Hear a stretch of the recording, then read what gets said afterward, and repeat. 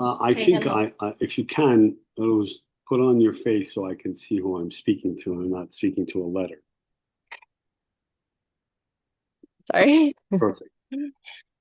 So it's a So we have a question. wait. This question, what it does. Remember, all of your questions, you guys. When you ask your questions, it leads me to understand how you think. So you basically, in your question, you tell on yourself because you're basically, essentially, what you're saying. If God is involved in every equation, why are children suffering? They didn't do anything. Essentially, that's your Well, question. no, I'm not blaming God, Mhm. but um, it's more so of I want to understand on a soul level, how did those, if we create our reality, right? So given that understanding, how are individuals that are so young, how are they creating that reality? Or is it their parents? Or is it something that the soul has to go through? How do we make sense out of those things that's just really hard for our human mind to make sense out of? Liberal, bleeding heart liberals, it's hard for them. Are you a bleeding But heart but liberal? no, but again, it's not like, oh, why are there people dying? That's not what I'm questioning. I'm questioning like just specific case. How it makes sense consciously. Yeah, like on a Okay. deeper Oh, level, I I just got want you. to have a broader perspective Oh, to. look, if I said to you, I saw myself in Chicago in the 1930s. I did a past life regression. I saw myself walking through streets that I'd never seen before. And somebody that was in my past life regression standing in the office while it was happening, I asked them after, and she said, those streets really do exist, which means I was in Chicago and I worked for a local gangster. I was doing something bad. And so I brought those habits and those attachments to that world into this life. The same with the children. It's not as if it's some sort of punishment, but there are groups of souls that go through a spiritual experience. You'd say there are Nigerian Christians right now being slaughtered by Muslims in Nigeria by the thousands for nothing. A woman sitting with two little kids getting shot by some savage for nothing, right? It's a soul that entered the human experience. It didn't end up in Aventura, Florida. It ended up in Nigeria. Why? Because that's part of its process. Just like you went through your process and you were raised and brought up Armenian with this mother. And so this mother gave you what you needed and gave this little one what he needed. So then there's nothing that's by chance. It's not, and God didn't give them a worse deck of cards than we got. It's just part of their process. So then you can say, well, why do some people come into a process that's more related? Because why do some people go to Harvard and some go to Joe's College in the Bronx? Because that's their process. That's what they chose. So the soul, you'd have to ask yourself, why would a soul choose to go and live in a place that's horrible and full of killing and cannibalism and all kinds of nonsense? Because that's what it needs to experience. We don't. The moment you start to judge, if you see somebody in the wheelchair, you cannot ask, you cannot say, "Oh, poor person, I feel so sorry for them." You don't know what they did to get in that wheelchair. No, I definitely understand that. I was just like thinking about like extreme like brutality, not like slaughtered, but like torture. It's part of their No, it soul sounds process. Think dark, but at the same think of time. it like this. Is it's part of their soul process, whether it's an infant, a toddler, a kid, or an adult. Can you elaborate just a little bit about that? Is that possible? What do you mean? That is the soul process. So Yeah. I'm an energy body. My soul process was to enter. I can only speak about myself and what I know as a fact, not because I know about the people you're talking about. I know about me. I didn't read my experience in a book. I actually went through it, and I understand the reason I understand this process because I actually experienced it and know it, right? So I wanted to understand why I entered the human experience with all these remarkable abilities, and now I'm suffering, and I just can't be great all of a sudden without all the ups and downs. I had to my soul entered a body that was immature and impulsive, and I had to come to terms. My soul basically raised my body. And so I had to overcome impulses, um, uh, negative thinking, violence, uh, addiction, every kind of thing you could imagine. It had to overcome in order to be where I am today. For every soul, it's different. I can't tell you why something goes through savagery and torture, or how you could say, how did those kids um, in Gaza that went to a dance get killed? I mean, it's my community. I can relate to that, right? That's my community, and that's my anybody in my community says they were innocent kids. Nobody wants to hear it, but I don't know if you know this. They went to that dance on a certain holiday where my whole entire community dances to celebrate the giving of the Bible, the receiving of the Bible. They were just high, not appropriately dressed, on a holiday, dancing on the border with a bunch of savages. They were drawn to the right place, but their disconnect and their lack of understanding caused them to leave this world. So they went through their process. I mean, it's not. I'm sure none of the parents want to hear that. My son went and got blown up in Iraq. He could have Yeah. died, but he didn't. Why did he go to Iraq? Because he chose he wanted to kill people. It came with a price. In his soul, there is a correction. It also brought a correction for me. The Bible says that the sons will pay for the father's sins. Well, my son is a high voltage wire with a lot of understanding and very deep intellect, and he didn't have me from the age of 3 to the age of 17, which means he lived his formative years without discipline, without understanding, without support for his depth, for his intellect. And he chose a working class life and would go to the army and kill other people for nothing. So he paid the price.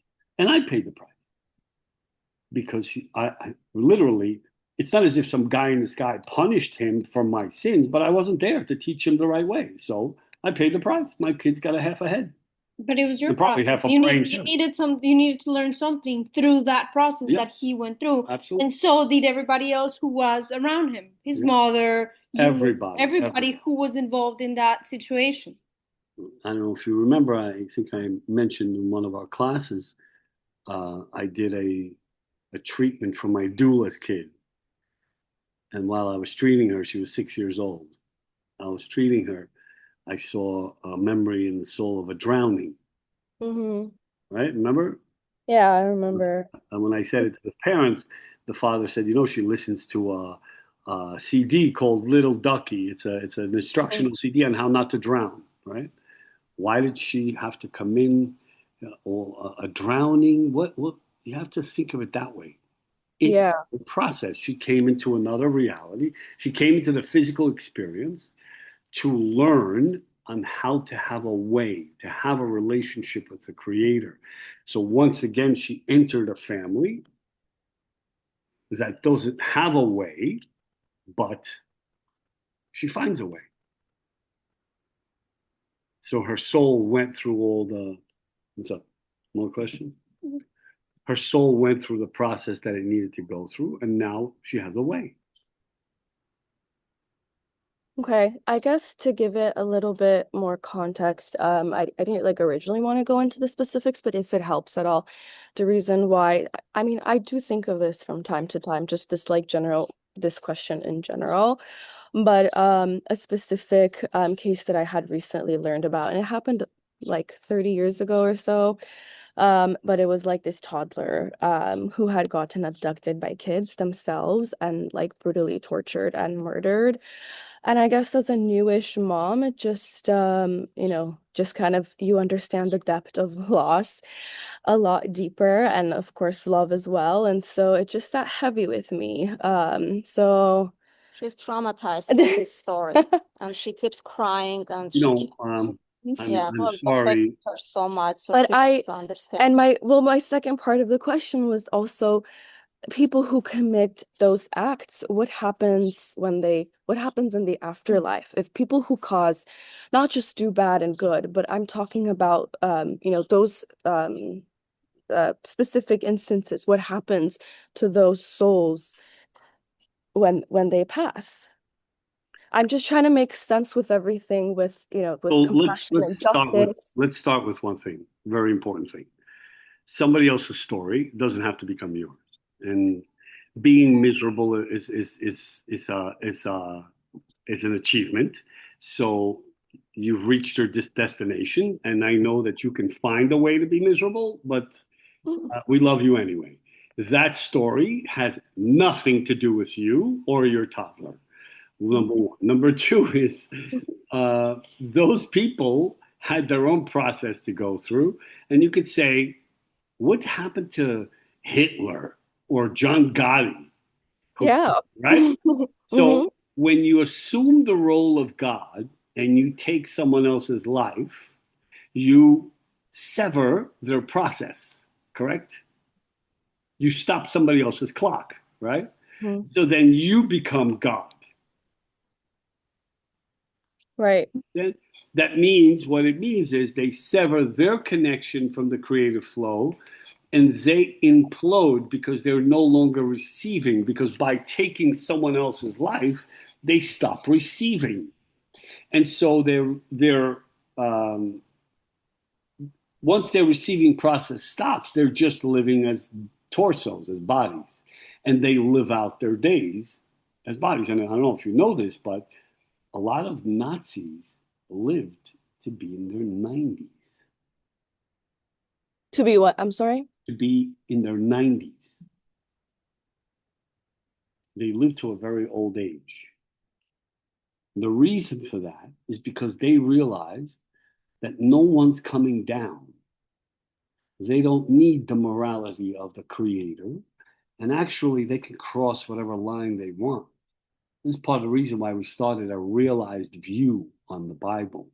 That's why we started this class, because you spend so much time contemplating complete bullshit that has nothing to do with anything because you need to entertain your enormous brain. But the truth is, these people that commit these crimes, gangsters, mass murderers, Stalin, Hitler, they don't think anything about it. They understand the realized process. It's why we started teaching this class, to give people a realistic view that there's, number one, there's no guy in the sky, God is everything. Two is you shatter and destroy yourself more than anybody ever could. And if you read and understand the Bible for what it truly is, then you'll understand that ultimately there's no one up there. It's all around us. Once you align yourself to a way, then your soul is sustained by that way, whether you're Christian, Jewish, Muslim, whatever your way is, whatever vibrationally fits your soul, that way sustains you. When you come out of the parentheses of that way, you come on, bro, you lose your bearings, right? You lose your bearings because you're not in alignment to the flow.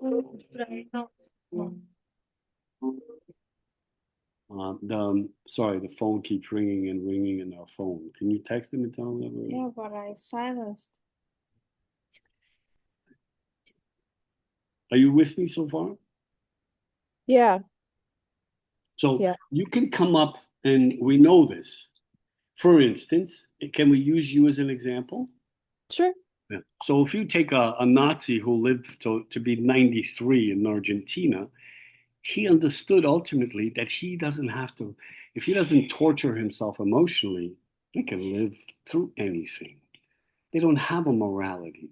You are hypersensitive. You give meaning to meaningless things and you overwhelm yourself. And it's people like you that shorten their lives with your approach towards life. Because what does that incident have to do with you? Nothing. But you made it yours.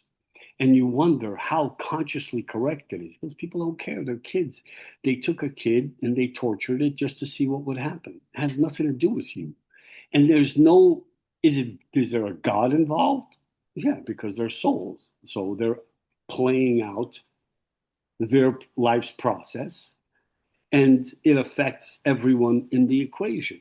So you shorten your life by contemplating these nuances, which have nothing to do with you.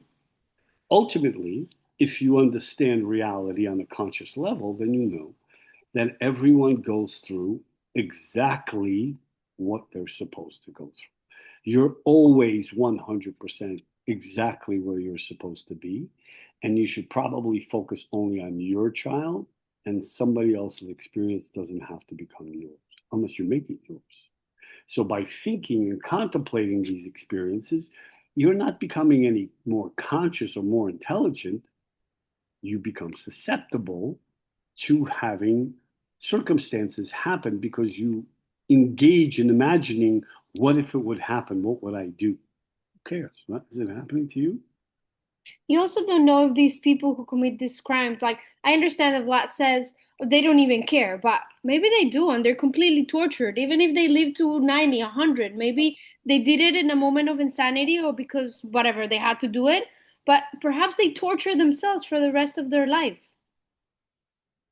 And they dream about it and they think about it and they have, that's their process to live that and to feel that and to overcome that as a soul so you can move to the next level. And that's what we do as souls. We're constantly kind of graduating and going to the next level, like our video games that we used to play when we were kids.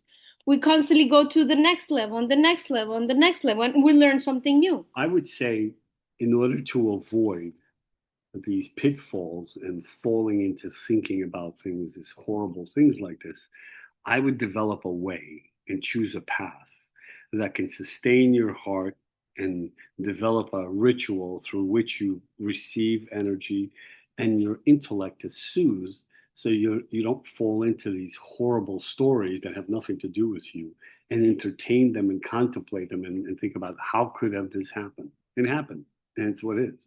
And their story is not your story. And you should really focus on taking care of your family. It has nothing to do with you. It's not an indifference. I notice this very often about liberals. They think that everybody's story, they're always bleeding for someone.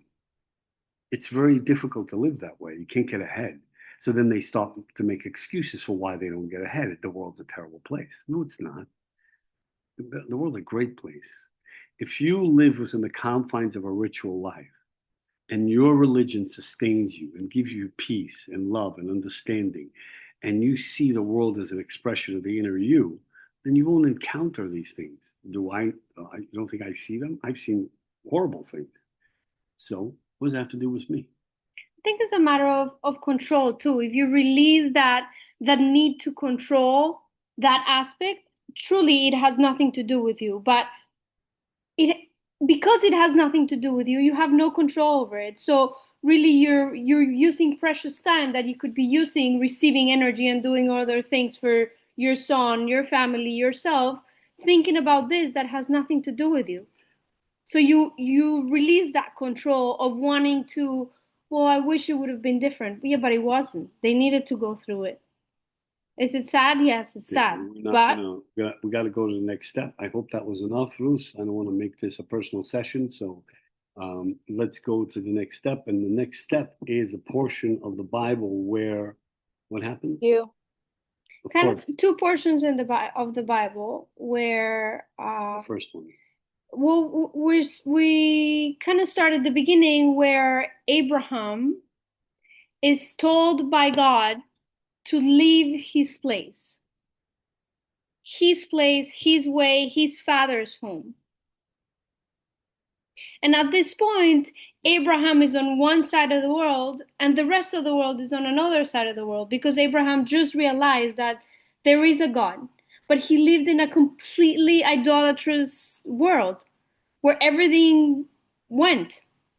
So once Abraham really realized that there was a God and there was a way, and he understood it, he felt it, he was commanded by God to leave his land and go to the land that God promised to him, where he would father many nations.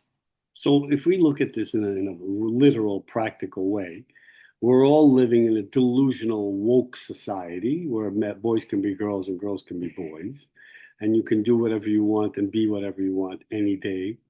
You can be a horse if you want, and be a kitty, and wear ears, and then you can go and be in a male bathroom or whatever. All of that exists today. It's not as if it's any different from back then. People say, well, this is all these things or these principles were written thousands of years ago. It's today.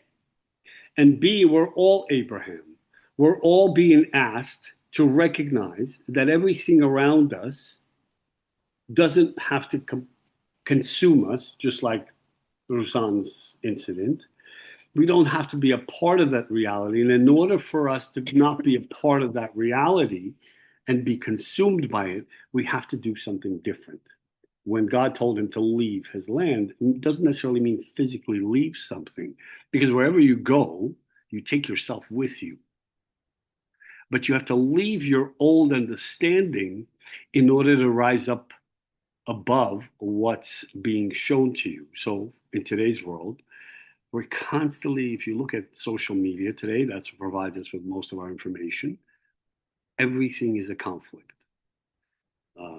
Antifa, woke people, the Arabs, the Muslims, everybody wants to kill each other. Everything is a problem. But if you live within the confines of a spiritual understanding that elevates your vibration, well, it's not delusional. You're not minimizing what exists. There's an interesting story in my community. I'm not jumping subjects. It has to do with this. A guy's walking down the street in New York, and a big dude with a gun walks over to him and sticks a gun in his chest and says, "Give me your money." And the religious guy moves the gun and says, "Excuse me, I'm praying right now," and keeps walking. So the moral of the story is guns exist, bad people exist, robbery exists, crime exists.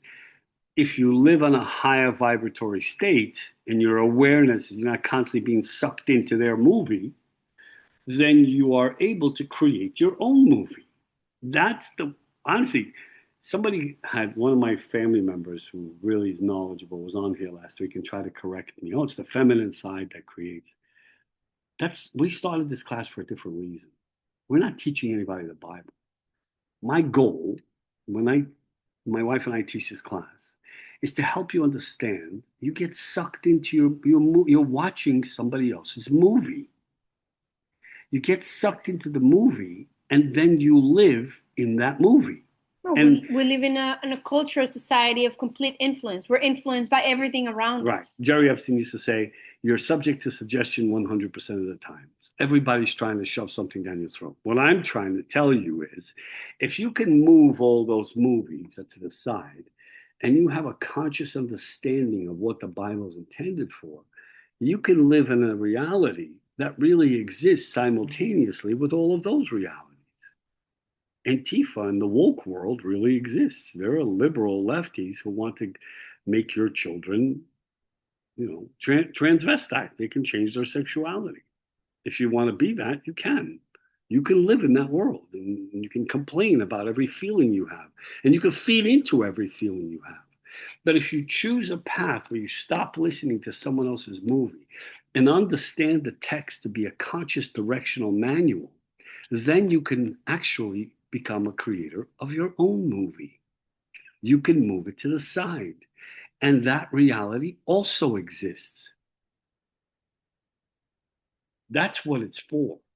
It's a manual, not for correct living and the guy in the sky that's punishing and rewarding us. It's for the sake of keeping your vibration at a level where you don't have to be subjected to the outside realities. And they all exist simultaneously. You can get sucked into the political game. Italy is overwhelmed. Britain is over. I'll give you an example. My cousin Anna, she's always on this. She's not here today. She lives in Golders Green in London. I asked her, I said, is there really this overwhelming influx of radical Muslims? Are people being suppressed and killed? And she said, wow, maybe it exists, but it has nothing to do with us. It's just, we don't even see it. Why? Because they're not oblivious. They're intelligent people. They're successful. They're worldly. They travel all the time. They're just not exposed to it. It's not part of their reality. So if you listen to stories where some child got kidnapped and got dismembered and eaten, well, of course that's going to be a part of your reality because you just you believed the show. They are experts. They are experts in showing you the best produced and directed show. They are experts. They have refined their skills. When I say they, I mean the governments, the wealthy folks who are what they call the elites. They realize that people are sheep. They listen to all kinds of bullshit and they subscribe to it and they run away with their thoughts and they make their own movie and they get sucked into it and get depressed and can't get ahead. They know that for a fact. And you're just disposable sheep.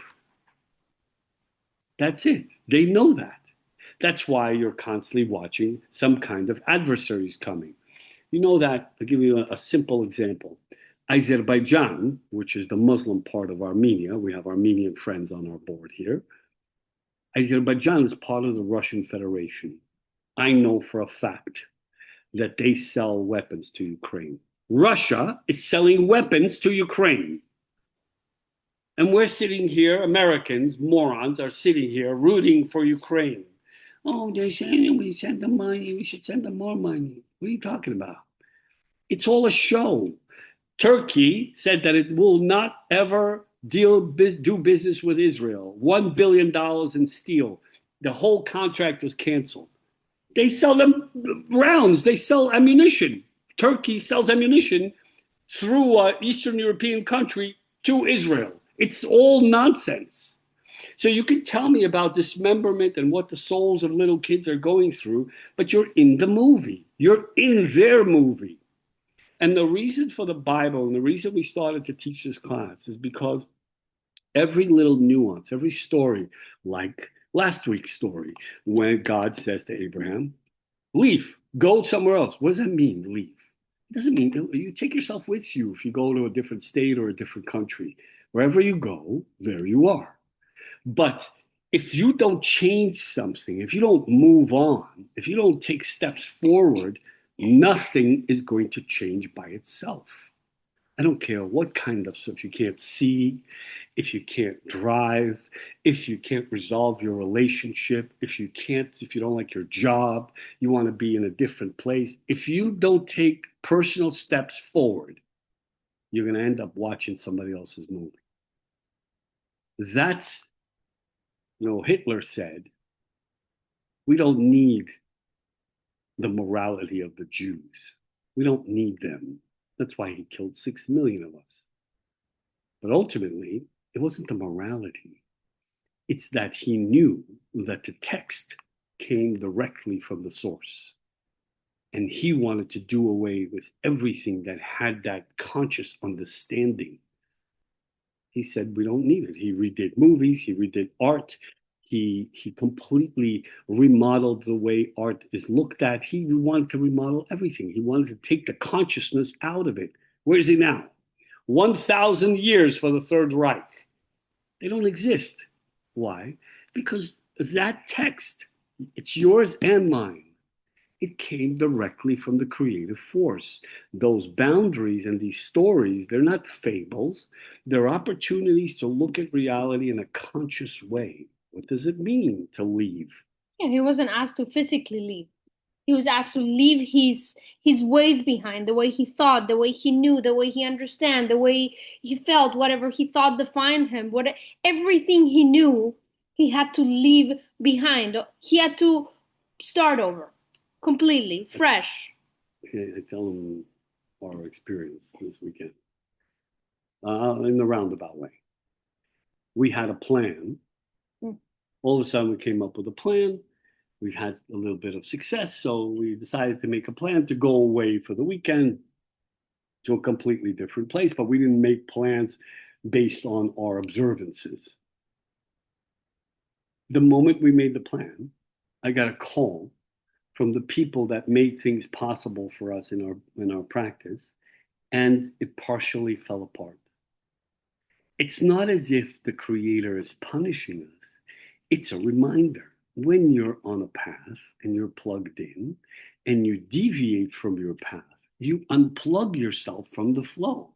So if you're constantly watching someone else's story and you're getting sucked into how angry God is in the Bible and the way he wants to destroy everything, there's no God. Stop contemplating nonsense that has nothing to do with you. Oh, the Palestinians are coming. They're all coming. Where are they going? They're not going anywhere. They're gone, if anything. Who's coming? If you look at I've lived in this country 47 years. Every administration is preparing us for disaster. Why? Because they're sheep. 95% of the population are sheep. They're constantly keeping you on the edge of your seat, showing you a fantastic movie you can be scared of. You're planning, your finances are right here above, right under your nose, so just enough so you can breathe. You're always in debt. You're always paying them high rates in banks. You're constantly kept on the edge. So out of fear, you spend, you overextend yourself and overspend and so on and so on. Not only that, you prepare for all these disasters that are coming. You buy food and water and build bunkers, and you really go above and beyond because all these things that they create out of fear are coming, but they never come. I can go as far back. I came to this country during the Carter administration. There's been a disaster and impending doom every 4 years. We're waiting for the terrorists. We're waiting for a nuclear disaster. We're waiting for somebody's coming. Antifa, Huifa, name it. It's always somebody's coming. Where are they? We're good. I made it through the banking collapse. My mother worked for Bear Stearns. All the big banks collapsed. Oh, that's it. It's the end of the world. The market is crashing. Every year the market's crashing. What are you talking about? I know guys are making $20 million a month. Where's it crashing? If you live and subscribe to that, and then I'm going to circle back, a major reason why I started this class. I'm not a rabbi or a priest. I just got it, and I understand what's happening, and I want to share it with you. So if you want to talk about dismembered babies and why they go through what they go through, you're watching a movie. You can waste your time, or you can attend to your baby. I think that's a huge key nowadays because we're so susceptible to being told what's going on, and we spend so much time watching social media and videos, and I don't know, for those who watch the news, and constantly being told the story. We need to understand that all these stories are movies and that we don't need to feed into them, and that we need to choose which influence we need or we want for our lives. And ultimately, this version of what you and I call the sacred document, the Bible, was also turned into many versions of it. It was altered and rewritten and so on and so forth. But there's an interesting, I think it was the Greeks. They made the Jews rewrite, right? They did. They grabbed 70 sages, wise men, and they separated them, and they asked them to translate the original text into different languages. And they couldn't communicate with each other. And they all translated word for word the text in the exact same way, even though they couldn't communicate and discuss, like, okay, well, if we translate it this way, they might understand this and they might change this and this might sound wrong. They all translated it in the exact same way in different languages, 70 different languages.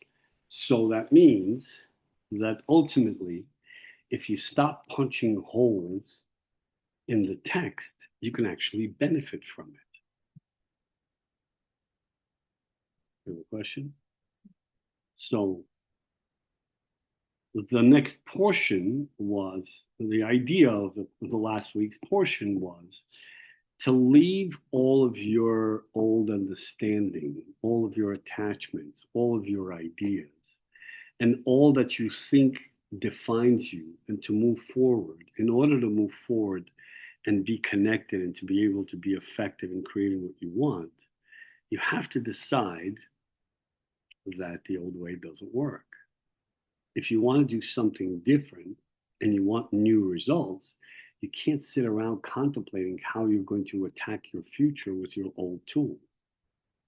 You have to take time to raise your soul's vibration, pray, meditate, do yoga, attend to yourself.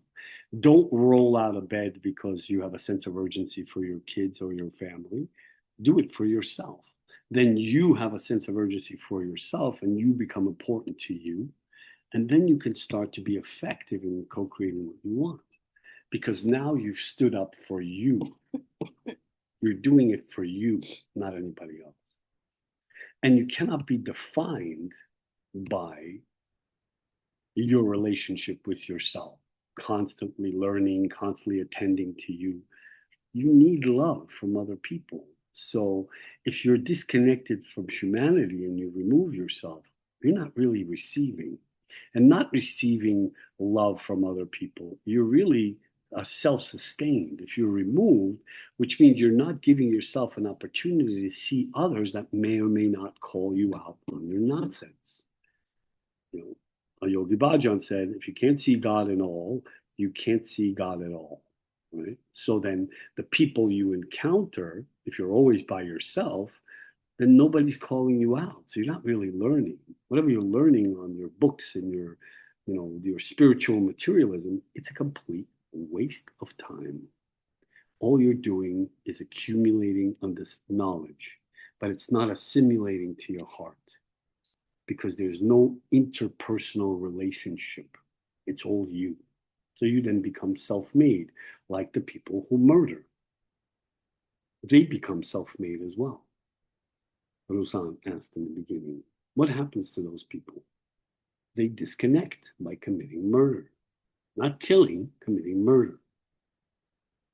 So you sever your connection when you're by yourself because now you're self-sustained. You're your own sounding board. I'm learning. What are you learning? You're learning how to read a book, but that's it. You're listening to videos and podcasts on YouTube, and it doesn't mean anything. You have to be able to use it and assimilate it so then it becomes yours. What's this week's portion? Well, it segues into when Abraham left, Lot came along with him. And as Abraham went through his journey, he got really wealthy, and so did Lot. Just tell them who Lot is. Lot is a nephew. Right. His nephew, Abraham's nephew. His father was killed, and now Lot was by himself, and so he left with Abraham. And then he realized that all the benefits that applied to Abraham, just like Abraham was getting wealthy, was because Lot was with him. He was also benefiting from all this, and he was also getting his own wealth just from being with him. So at one point, the shepherds weren't agreeing on the way they did things. Abraham's shepherds, they respected the animals in one way. Okay, so I'm going to comment on this, if I may. Yes. So just so we understand, Abraham is the first realized person. He's the father of all of our nations. That's why I said Abraham was on one side of the world, right, and the rest of the world was on the other side. And those who listened and actually heard him and felt him had to cross over to the other side. Right. So it's really what I'm not Abraham. I'm Vlad. And But I can tell you this, that what I'm asking you to do by sharing this with you is I'm asking you to come to the other side of the world, to stop watching the movie, to stop torturing yourself over nonsense that has nothing to do with you, stop looking at your neighbor to see why they're in the wheelchair, stop worrying about the babies being chopped up in Nigeria. It's a distraction. It's looking for you to get sucked into it. And when they have you, you're in the loop. You know, something I learned that has become very valuable. If it's not in front of you, it doesn't exist. Amen. And so when you get sucked into these stories, just look around you. Look at your kids, look at your mom, look at your dogs, look at those around you, immediately around you. And that's what matters in the moment. That's it. Nothing else exists. Yes, the stories, the wars, the killing, all that is there, but it's not there with you. So it's really non-existent in the moment for yourself. And it's happening somewhere else for a reason. And you're not part of it. You're not there. You can definitely, I mean, you can fall apart feeling for those people. But when you take it apart and you realize what happened, there are many situations where I've wanted to get sucked in and help people with their situation. People come with all kinds of, requests. Oh, these people had some folks in New York say, this guy, our neighbor across the street, took $2.5 million from us, and we're just victims, and he never gave it back. Can you help us? So I go and talk to the guy who's the major giver that gave $1 million. He's an asshole. He needs to get robbed. That's why the money got taken from him. I'm not going to go and get his money back because he needed to get robbed. If you talk to this guy, he's so pompous and so out of touch and so disrespectful and such a sense of entitlement. He needed to lose $1 million. You understand? So when you hear these stories about kids happening and people killing and people being destroyed or being jailed for life or being deported, you don't know what they're like. Don't get sucked into the story. You also don't know what they need. Exactly. Worry about your own story and what you need. And your own family. Because your children are an expression of you. And if you set a standard that you're constantly falling apart for every nuance of reality, well, then you're raising weak, pathetic, woke kids who want to be coddled, and they need to stop working because they're going through something. Remember, the show must go on. No one cares about your feelings. It's all nonsense. As long as you live in your feelings, the Egyptians lived in their feelings, and they were plagued by their emotions. That's why they couldn't move forward. That's why Moses took the Hebrews out of Egypt. Because well, don't segue into that story. But I don't want to segue. I just want to be clear. I don't want the bleeding hearts on this program to hear this class and say, oh, but I need my feelings. I see a therapist. You can see a therapist till you're blue in the face. Life continues. Get off, get up, and go and do it. And that's it. It's true. We spend so much time worrying about things that are not there. And we make them so important and so valuable, but they're non-existent. They're almost not real. And we make them real. So the other reason we started teaching this class. You all right? Can't shake this call. So we started teaching this class because there's a lot of people that come to see us for retreats. They say, well, I'm overwhelmed. I have issues with my mother. You chose your issues with her. I have issues with my brother. He's so mean to me. And so what? How many years you want to play that record? Oh, he's so mean to me. He doesn't know. Okay, so he doesn't know. He's a child. He's 78 years old and acts like a child. Let him be and go on with your life. And that's it. It doesn't mean anything. And more importantly, it doesn't mean anything that it doesn't mean anything. You can easily make it mean something and sit around for hours paralyzed and contemplating why your brother's an idiot. He's just a child. And that's it. Can we continue the story? Yes. quickly? So as Lot and Abraham um, continued their journey, they got to a point where they needed to separate because they didn't really necessarily get fully along. So Lot went one way and Abraham went another way. And then Abraham was told that Lot was in trouble and he went and saved them. His everything, he was robbed, he recovered everything, his people, his wealth, his everything. And then eventually Lot, he went to the place where they call Sodom and Gomorrah. And this place was absolute disorder. There was no boundaries. The people were in kind of like the world is today. Absolute disorder. Animals, just like it was before Noah.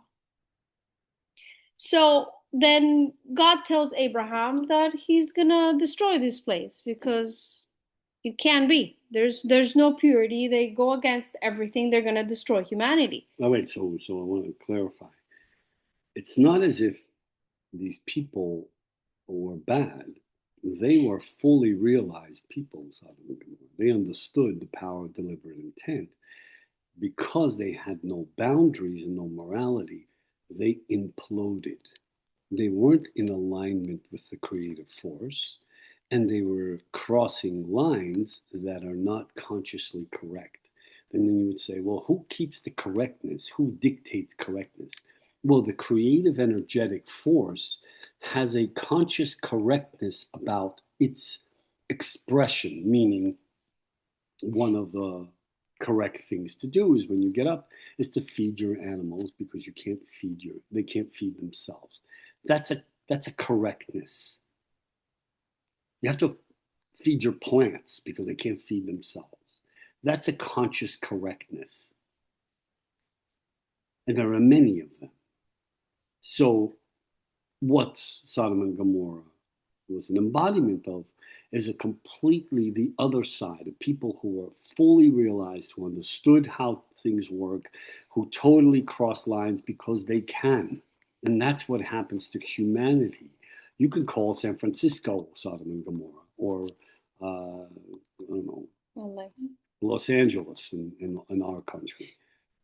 Why? Because everything's acceptable. Anything goes. Boys can be women, women can be boys. You can be a kitty. You can do whatever you want.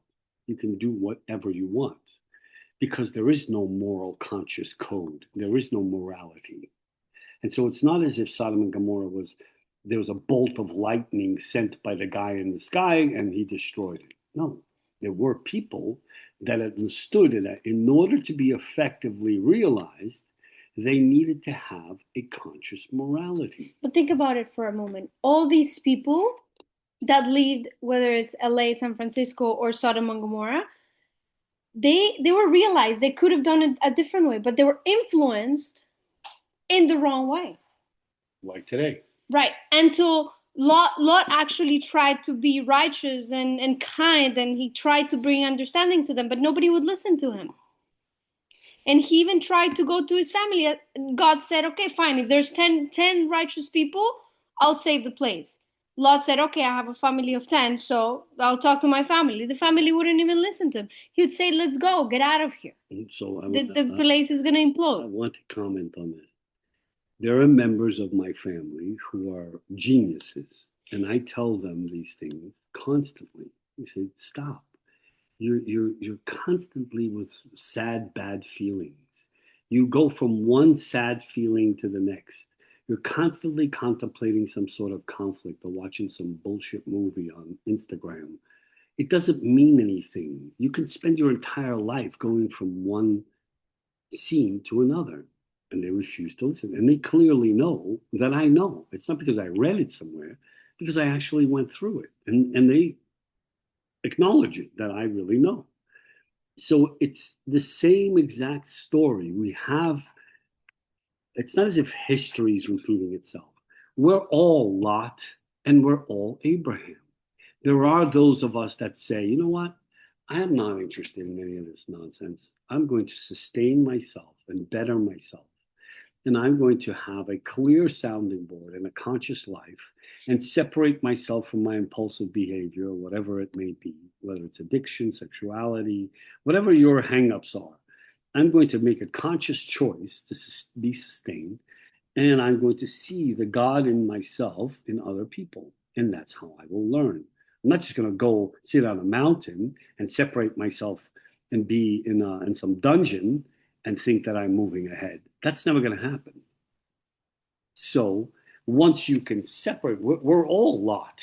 We're all Abraham. That's what these stories mean. Yeah, but Abraham, in this story, Abraham had to come in and talk to the people, and he was not only so inspired and influential, but he had so much conviction that he actually got people to stop their behavior. Not everybody. I mean, the place actually imploded and was destroyed, but some people got to leave. And now, if we look back, even though he doesn't come up in the cover of Forbes magazine as the most powerful guy in the world, he's the leader of over what? How many billion people in the world? At least half of 7, 8 billion people in the world. At least half follow the influence of Abraham. Thousands of years later. Conveniently, they have an interpretation that fits their intellectual perception. And so what happens, then you could say, well, you're doing the same thing. Well, we're not, because we're giving you an opportunity to be free, to liberate yourself through understanding and clarity, to liberate yourself from watching someone else's movie. Once you acknowledge, oh, well, why does the Bible say that God is so angry? Because he's always destroying everything. If you were God and you looked at all this shit, you'd want to destroy it too. For sure. These people, if I looked at San Francisco, I'd be like, listen, this thing has got to go, man. This is not good. This is not. Or Philadelphia. Have you seen Philadelphia? Has anybody seen Philadelphia? What's happening there? It looks like a bomb hit it, and it's part of America. So what I'm saying is stop punching holes, and really, if you're going to do something, decide. I'm very clear about what my impulses are. I'm sure all of you are as well. And I take a personal inventory every week, because we do live a ritual life. We are observant. And so I take an inventory and I say, okay, I really don't need to do this thing. If I do it, I'm crossing a line. And I know I'm crossing a conscious line, which takes me out of the support system that's constantly fluid and sustains my soul. So when I choose that other impulsive behavior, let's just say my impulsive behavior is chocolate. I can eat a Haagen-Dazs pint with my eyes closed and not even think about it. What happens? I get a sinus infection instantly. Why? Because that's the way it is. Behind sinus is behind my mask, right? So it's an indication of the fact that I put on a great show, but behind my mask, there's a secret. I'm weak to sugar and ice cream. And it causes an infiltration of an infection. So everything that's happening to us is happening as a result of us. And it's constantly reminding. The Creator is constantly reminding us on how to stay on track. Think about it. How kind of God to constantly remind us and never get tired to remind us through our experience. And we choose to not see it. But when we do choose to see it, it's magical. It's pretty beautiful. With this trip that Vlad was talking about, it was so beautiful how it instantly corrected us and brought us back to center. It was honestly scary. I was like, we're not going anywhere. That's it. We're staying here. We're staying here. It's not as if I'm scared of the guy in the sky. It's because we both clearly live on the same page. We understand that right here, we're in the flow. Right here, we just made plans to go to some hotel that cannot sustain our lifestyle. There's no place where we can pray. There's no place we can eat. It's just a hotel on the beach somewhere else. But we live on the beach. So what's going to happen if we just stay here and go to through our ritual that truly sustains us and gives us energy and gives us this enormous power that we vibrate from? What is going to change? Oh, because we want to go, because we have a few extra dollars, we want to go to a different beach and stay in a fancy hotel. It's not necessary. We were given an opportunity to choose in the moment to stay in the flow. And it was magical to be able to choose it like that. It's magical to be able to recognize it. So if you're out of the realm of recognition and you're busy watching your movie of dismembering of little babies, then good luck to you. But if you can get yourself out of your own insanity and your need to be miserable, you can actually see how the movie unfolds for you. You can be in alignment and you can be sustained by it. And it will feed you and it will provide for you. And more importantly, it'll provide other people that are like you. Also think about how much you affect those around you, how much you influence. Just like you're influenced, you also influence those around you. So whether it's your mother, your baby, or whatever, if you get sucked into all these stories, you're leading them and you're influencing them to get sucked into the stories too. I saw a mom once who asked me about, she had some serious issues with her kid. And she's significantly overweight. She's in her 40s, and the kid's out of control, and nobody can do anything with him. He's in a special school. He's always a problem. I said, well, I don't know what to do. I took him swimming. I said, do you swim? She said, no, I don't exercise. So why do you expect your child to exercise? Because you told him to while you're 350 pounds and you look like a float. And so you're not going to, if you can't tell, telling your child is meaningless. You have to set that standard. This story, this week's portion of the Bible is about influencing. We're constantly watching influencers and we become followers. Follow me on Instagram. No, I'm not interested in following you. I'm interested in being a leader. I don't want to follow anybody. But to lead, we need to know the story. We need to know the information. We need to understand it, which is different. And then we need to have our own influence or choose what is it that's influencing us. You're choosing? Yeah. Okay. Questions? Bing, bang, boom. Come on, let's go, Maria. I know you got a question. I haven't seen you. I miss you already. Where's Sherlock? What's he doing?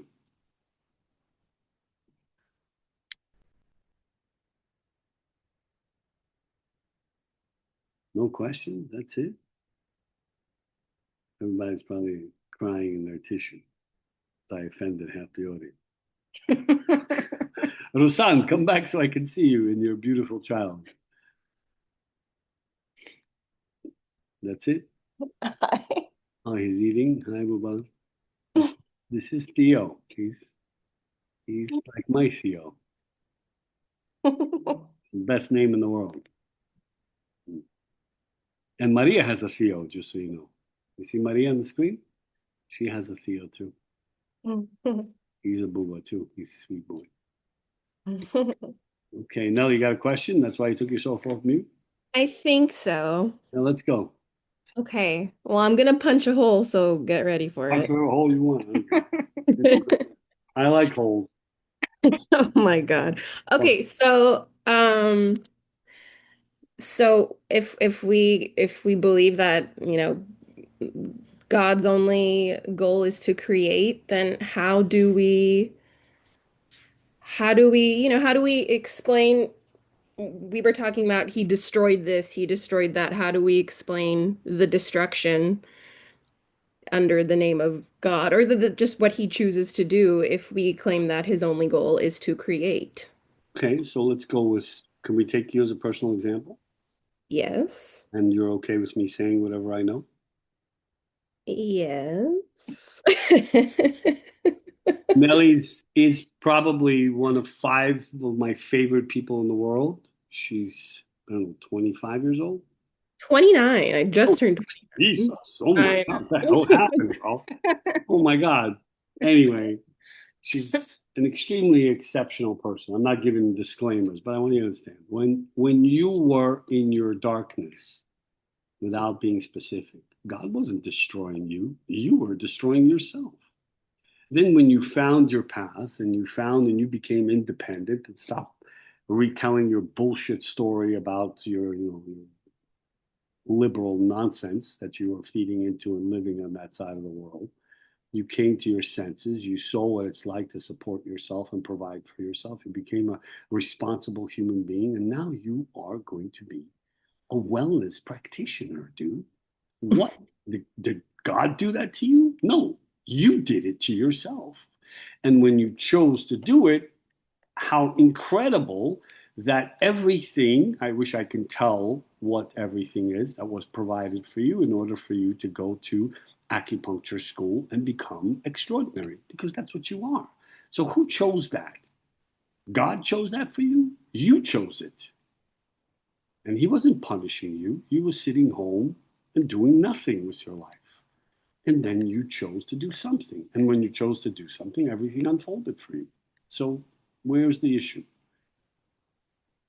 No, that I totally understand that. It's just when we talk about Sodom and Gomorrah and destruction, he chose to destroy this and that, and So it's But I think our we destruction. see if we see destruction as not as a guy who destroys, that the God didn't go and burn the place, but there was a disconnect mhm. from God. That's Mhm. what destroyed the place, is the disconnection, because God is constantly fueling everything in this experience, right? Whatever universe we call, galaxy, everything. The moment that something is not aligned to that, then there's destruction, because if God is not present in it, whether it's our lives or, I don't know, a wall, if God is not in the wall falls apart. Right. Okay. Thank you. I'm satisfied with that And no, explanation. no, it's because there's some people that are truly simple and ignorant, and they really need that. They need. I was asked this a million times over. There are people that need to think that there's a guy in the sky who's watching whether you're naughty or nice. They Yeah. need it. They don't. They need a bell to get up. They need a bell to go to sleep. They need a bell to eat.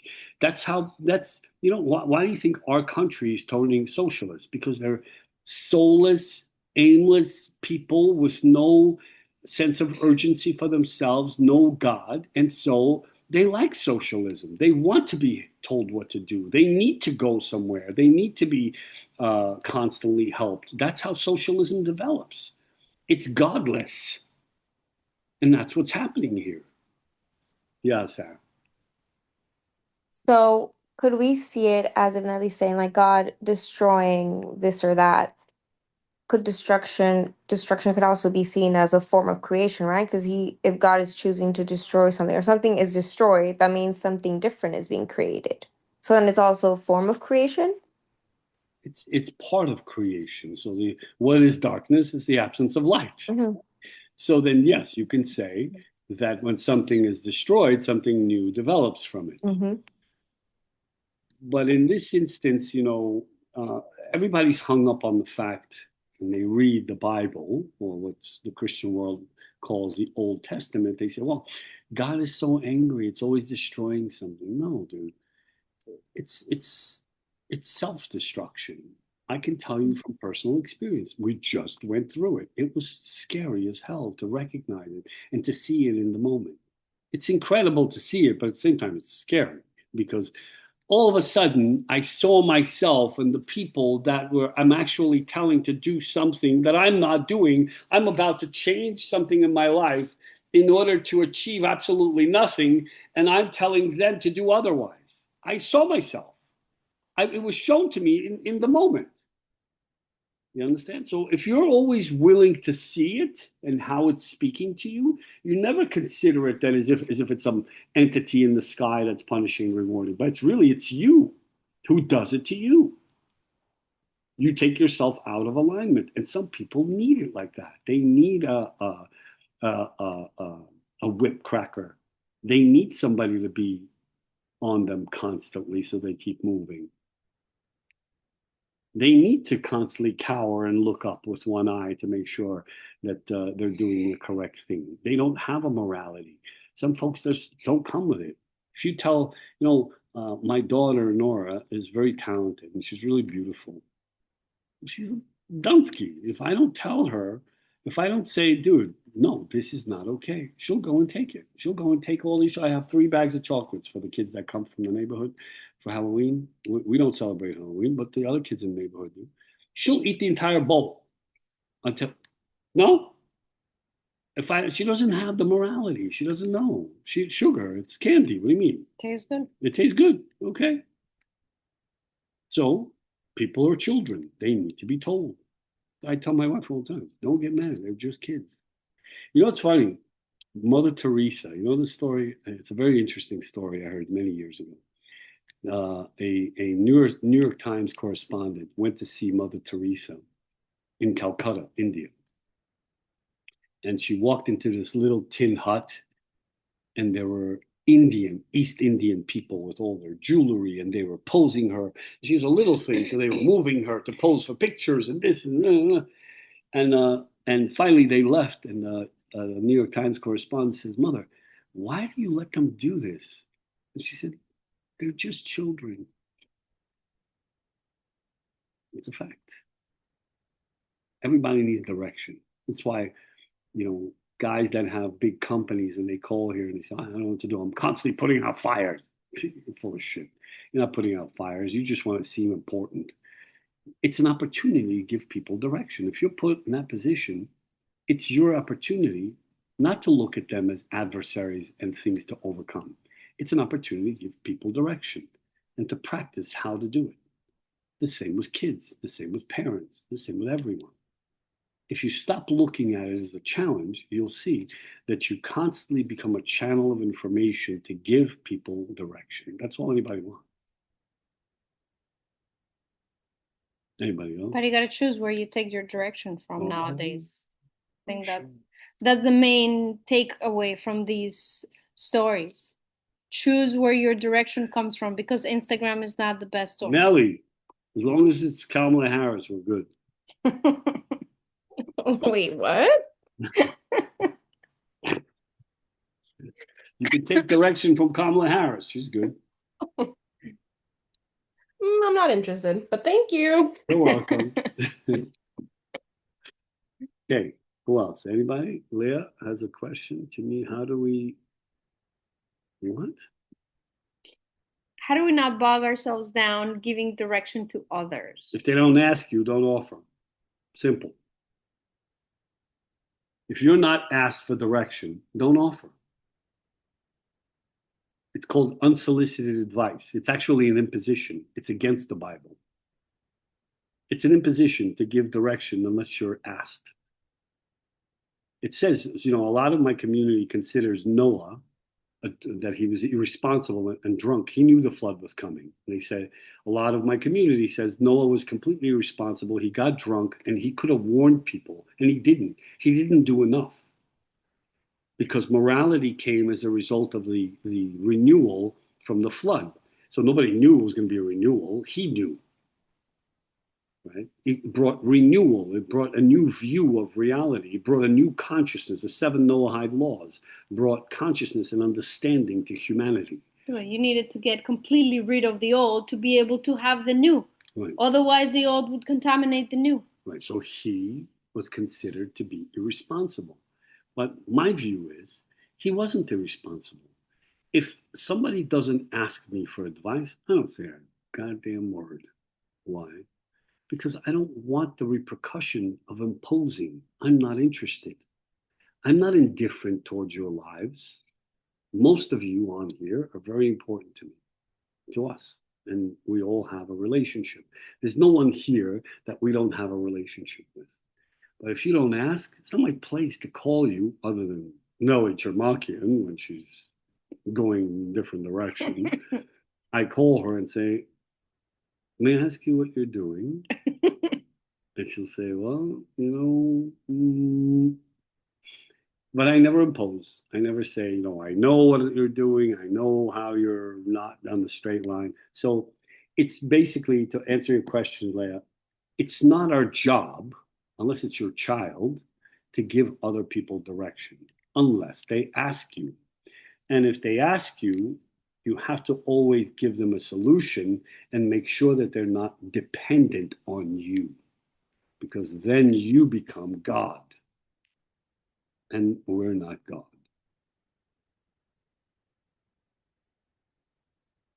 So then you also set yourself up for disappointment, because the people you give advice to, if they're not going, I know somebody on this board, when you give them advice and they don't follow through with your advice, and then you get disappointed and you say, well, why aren't they doing it? Just do what I told you. No, people are people. They do what they do. They want to do it at their pace. Why do I have to become religious or observant or spiritual? Or why do I have to do any of these things? What makes you think you're right? I don't. I'm just the guy next to the guy. I don't. You know how I know? I did it and it worked for me. Look.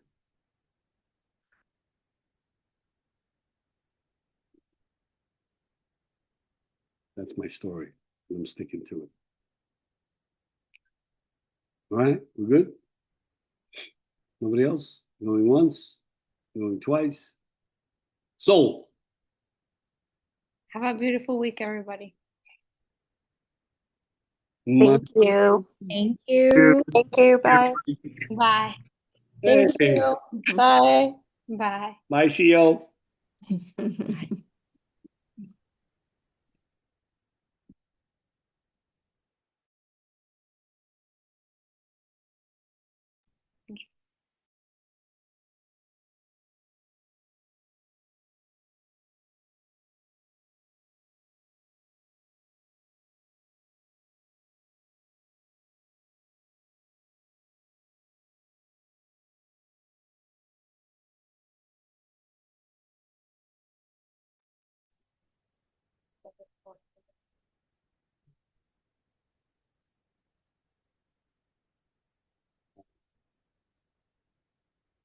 I want to know who took a shit.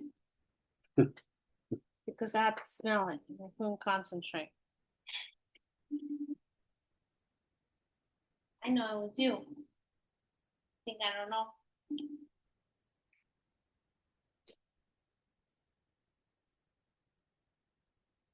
But this is class 9. We have to go through a full year. I didn't go to the fucking show today because of this class. Okay, it was a great class. It turned out to be Yeah, a it was super good. great class. Yeah. I liked it. Thank And you let me speak a little more. Because usually when I'm speaking, you're like, ah, and then you continue. I'm like, dude, you always shut me up. I never take it serious. Wanna go now? Do I? To the gun fest? It's closed. No. 5 o'clock, bro. It's 4:18. Take me 40 minutes to get there. Ay, Luffy. Luffy, qué temática más horrible en la mesa, Philly. Te amo, bájate. Baja la pata. Baja la pata. Thank you. Thank you. Much nicer, Philly.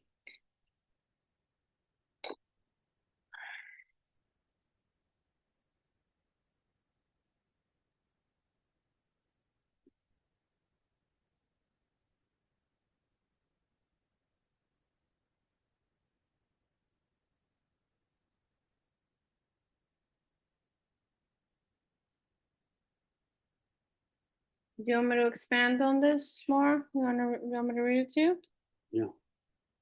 The Bible study class focused on spiritual consciousness and practical life application. The main topics included core teaching philosophy, stop watching someone else's movie, avoid getting consumed by external stories and tragedies that don't directly affect your life, focus on what's immediately in front of you rather than distant problems or hypothetical scenarios, develop a spiritual path with ritual and boundaries to maintain higher vibration.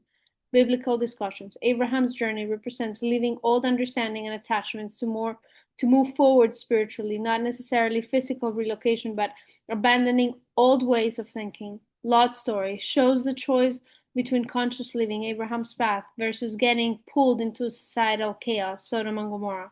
Sodom and Gomorrah, described as a place without moral boundaries, similar to modern cities where anything goes. Their destruction comes from disconnection from divine flow, not divine punishment. Key principles. Personal responsibility. People create their own reality through choices and alignment, soul processes. Everyone goes through necessary experiences for spiritual growth. Influence and direction.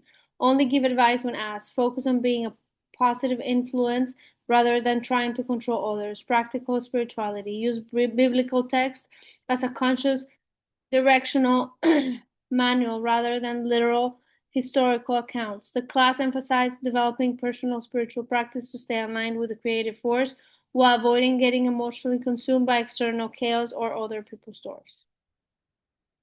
Fantastic. Do you want to expand on anything? No, Okay. I want to eat though. Oh. Hey, what happened to stop recording?